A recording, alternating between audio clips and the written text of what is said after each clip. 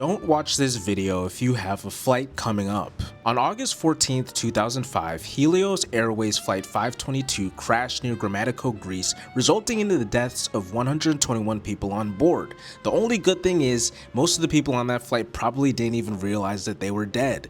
The crash was the result of a simple switch being left in the wrong position that wasn't caught by routine checks that pilots and engineers perform prior to the flight. The night before the flight, engineers were inspecting a suspected leak in the aircraft's rear door. To test the seal, they switched the cabin pressurization controller from automatic to manual mode to artificially inflate the aircraft on the ground. However, after the test, the engineers forgot to change it back. The next morning, pilots Hans Merton and Pompos Charlembault failed to notice the switch was in manual mode before takeoff. After takeoff, once the flight reached 12,000 feet, the low cabin pressure alarm went off. The only problem is, that alarm sounded identical to another alarm that tells pilots that the plane isn't ready for takeoff. But since the plane had already taken off, the pilots assumed that it was a false alarm rather than a critical warning.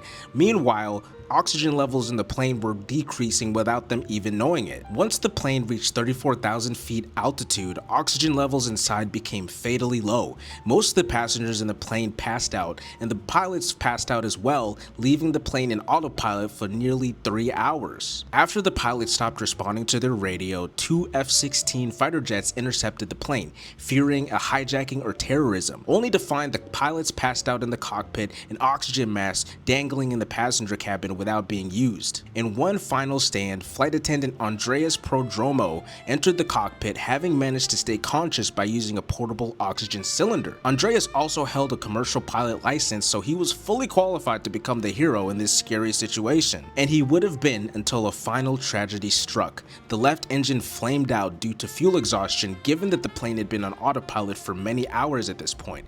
10 minutes later, the right engine failed, and Andreas, seeking to minimize the loss of life, steered the plane away from Athens, Greece, and crashed into the hills near Grammatico, Greece. The incident caused Helios Airways to lose public trust and eventually cease operations a year after the incident.